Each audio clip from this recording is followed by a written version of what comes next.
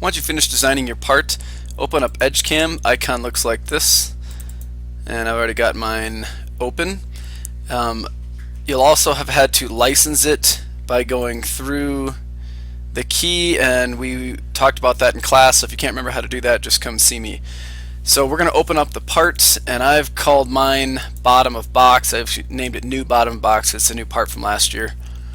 So we open it up. It looks like this. If you right click and hold down the right mouse button, then you can rotate it around.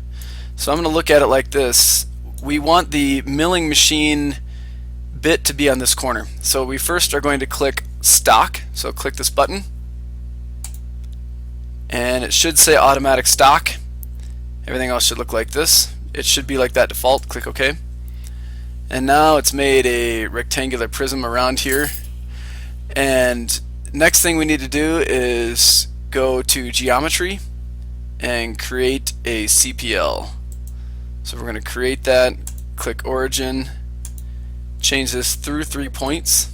This should say mill. Then click OK. And we need to select where we're telling the computer that the milling bit's going to be. So I'm right clicking it to reorient this. It's hard to get in the corner, so I'm going to click that one there. I always like the corners to be floating out in space. Then we do this bottom right corner, then the top left corner, and then back to the original. You see I can't get it here, so if I rotate it back, I can find it easier. And now the red line is my X. There's a green arrow here, that's Y, and the blue arrow in the up direction is Z. So I come X, Y, Z, that looks good. The last thing I need to do is click the feature finder button right here. So we click that. Make sure this says auto, and then click OK. And it will find all of these features. And if you look over here under the features tab, then here they all are. That's what we need. So now I'm going to go over to manufacturer mode, this little bit up in the top right corner. And the only thing you're going to need to check is discipline. It should say mill. And machine tool should say ProLite 1000. We had to install these one at a time on each of the computers, so make sure yours is there. We are doing it in absolute mode, not incremental or relative mode. It's all absolute mode. And then we'll click OK.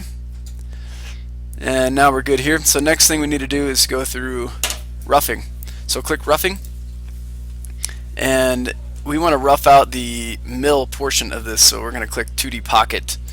Click it one time and then hit the enter key twice, and then it asks you what do you want to do to mill this. So we're going to leave it at climb, 50% step over.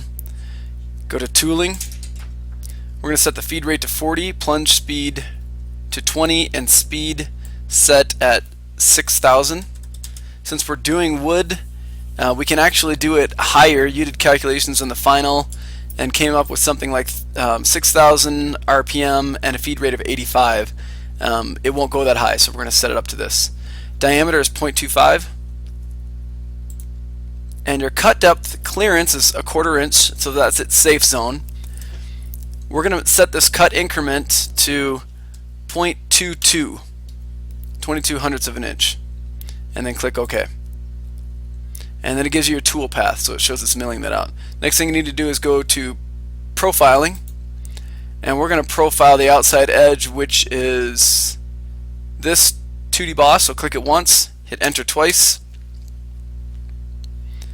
go to tooling, 40, 20, 6,000, and depth for the outside edge, a cut increment of, see, what did I want that at? It was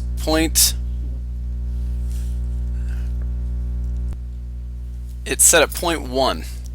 So cut increment of 0.1, we click OK, and now that profiles this, and you can actually see there's 3 lines. Since we're cutting a depth of 0.28 and we're only going 0.1 at a time, we got to do 3 cycles. And that's the reason we're doing 3 cycles on the inside here. We're cutting 0.65, 0.22 at a time. The last thing we want to do is do the flatland operation, and we click on flat face number 5 and then enter twice. We'll do a 50% step over on this because we're just going to get rid of the corners that the milling thing didn't operate. If you look at the mouse, there's going to be a little corner here, corner on the top. We're just going to get rid of those. Toolings 40, 26,000, 0.25. Depth clearance is 0.25, and leave everything else. Click OK. And now if we want to preview this, you click Simulate Machining, and we click Play, and it runs in there, and I'm gonna speed this thing up. It simulates the whole thing, shows you if it's gonna work out the way you wanted. Changed tool. We actually don't have a tool change, and then the last operation is get rid of those corners.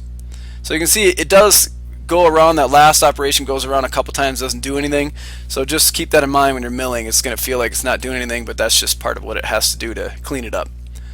So that looks good. Now we save it as NC code, the CNC code. So click this, and you can title this CNC code your name, and then click OK. And programmer's name, so put your name in there. And here it is. It'll say program by, it'll say you. Now we do need to do a little bit of cleaning up, and this is why you learned NC code. We do not have a tool change, so let's just highlight all of this line here, and I'm going to backspace delete that. We don't want that. You can also see that it set the speed to 5,000, and we actually want it at 6,000, so change that to 6,000. Everything else is good. It is preset to inch mode, so we don't need a G20 in there. So all else is good. Now if we scroll down a little bit further, we're going to find another option, another tool change, and another S5000. Well, we don't really want any of these lines. We don't want the spindle to stop. We don't want a tool change, and we don't want to reset the speeds. I'm going to get rid of all those. And then you're going to have one more. So that was about 2/3 down. And this next one is just below it. So I'll get rid of these 3 lines. And that flatland operation is quite a bit of code. So you can see we have about 410 lines of code. It goes goes even numbers. So that would be a lot of hand coding. We click File and save this as, and save it to whatever drive you have, and you can call this NC code bottom box. Something like that, just to help you remember where it is. Then you click Save, and then you are good to go for the next project.